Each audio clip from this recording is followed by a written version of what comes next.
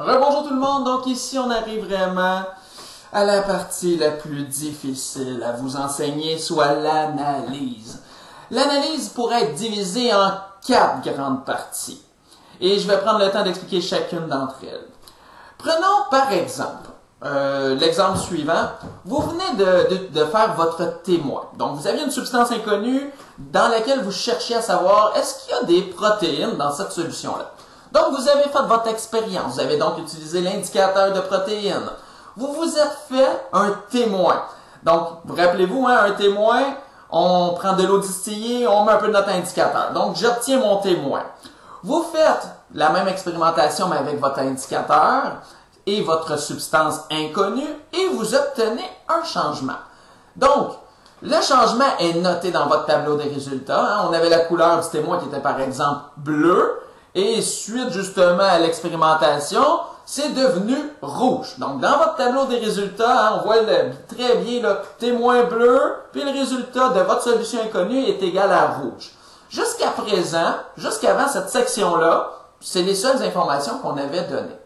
Donc, dans l'analyse, c'est là que ça va tomber plus difficile, c'est qu'il va falloir vous commencer. Donc la première partie des 4 parties, vous allez me dire, suite à mon expérimentation, j'ai obtenu que la solution A, appelons-la la solution A inconnue, est devenue rouge et qu'elle est devenue rouge avec l'indicateur.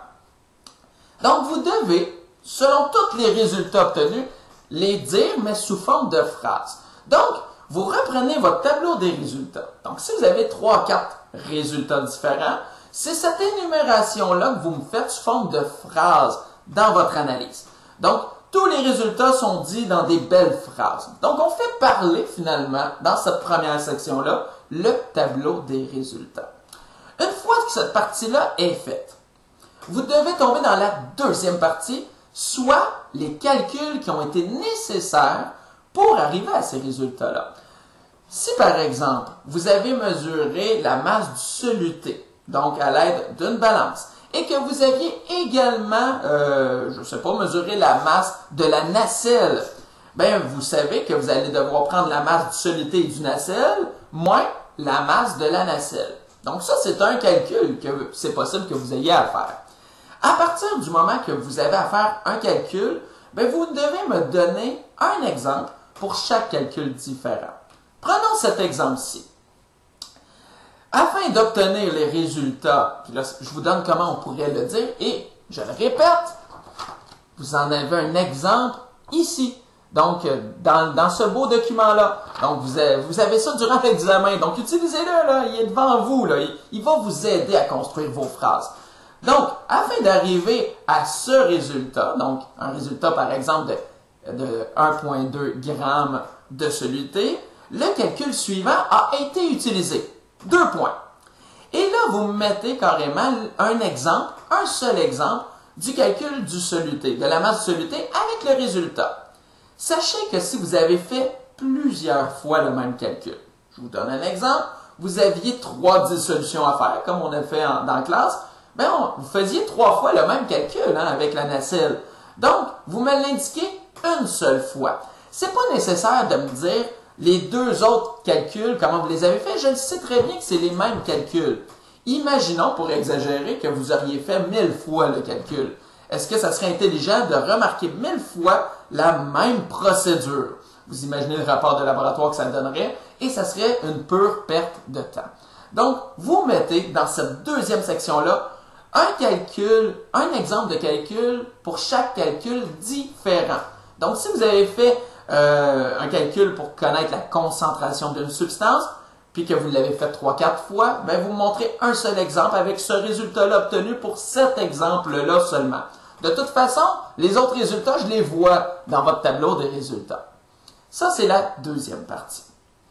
La troisième partie, celle que tous les élèves pratiquement oublient et comprennent mal. Mais pourtant, c'est pas une partie difficile, c'est juste d'en être conscient que cette partie-là existe. C'est celle qui vaut le plus de points. On peut parler autour de 15% de ton rapport complet, là. C'est le premier endroit en plus où ce que je vois l'intelligence de l'élève. si l'élève est capable de comprendre ce qu'il vient de faire. Je reprends un exemple, l'exemple de tantôt. Vous avez vu une réaction avec votre indicateur lorsque vous avez testé justement votre substance inconnue, appelons-la toujours A. Bien, il faut maintenant le dire.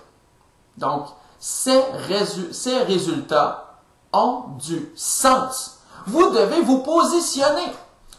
Et là, voici comment on les justifierait, parce que c'est bien beau de dire « Ouais, mes résultats sont bons », mais il faut être capable de les justifier. Donc, ces résultats ont du sens, car mon résultat, donc l'indicateur de minéraux, a réagi par rapport au témoin. Et je vous l'ai enseigné. Dès que vous percevez la moindre réaction entre l'indicateur, le témoin, c'est-à-dire entre le témoin et votre substance inconnue avec le même indicateur, vous savez que l'indicateur a réagi. Et un indicateur, je vous le rappelle, ça réagit seulement à ce à quoi il a été destiné.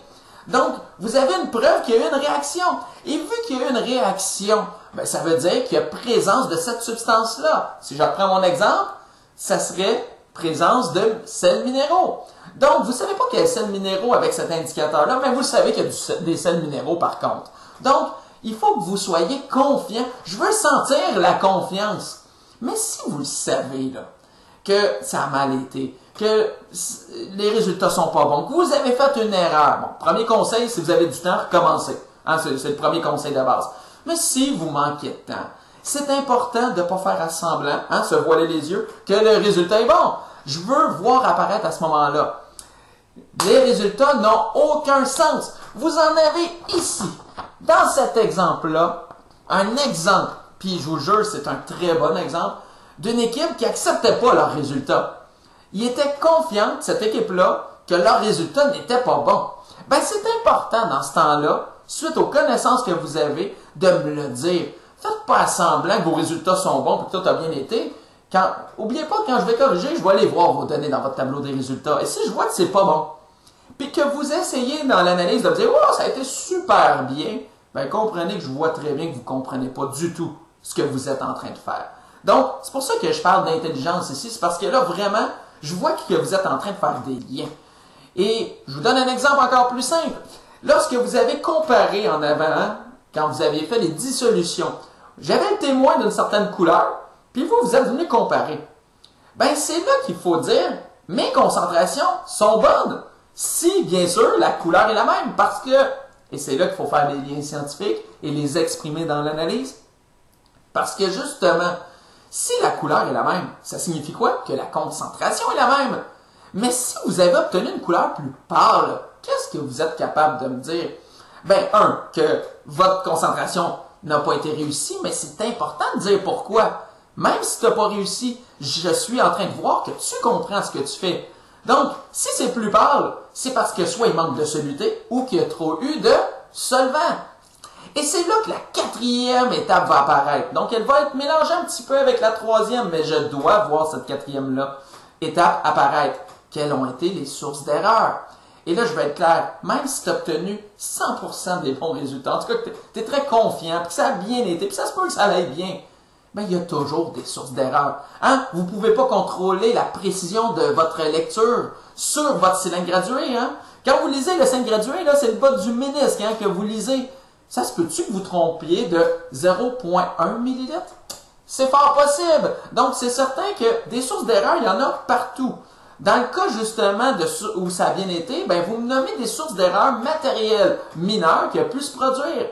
Mais si, par exemple, vous vous rendez compte à la fin que vous avez oublié de rincer la totalité de votre équipement, là, c'est important de me parler de la contamination. Mais dites-moi pas qu'il y a peut-être eu une contamination si vous me dites dans le protocole que vous avez pris le temps de tout bien rincer puis de mettre sur un papier brun. Donc, c'est important que les sources d'erreur soient en lien avec votre réalité. Donc, allez pas m'inventer des sources d'erreur bidons.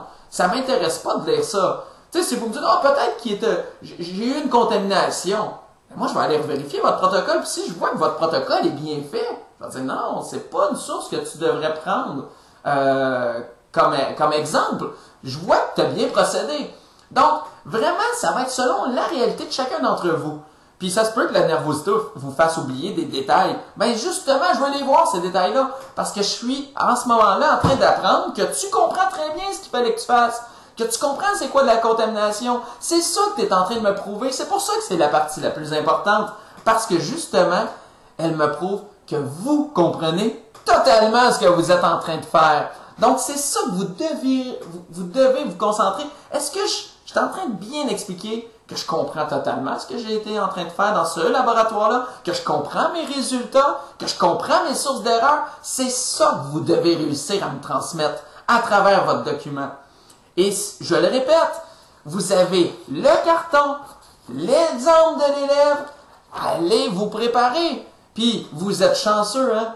Et chanceuse, vous avez 2 périodes. Je veux pas vous dire quoi faire, mais étant donné que c'est sur 2 périodes, profitez-en donc pour faire peut-être une petite observation de cette vidéo, par exemple. Hey, je suis pas choqué, je suis passionné, vous le savez. Sur ce, je vous souhaite une excellente fin de journée, puis si vous avez des questions, venez me voir en récupération. Au revoir.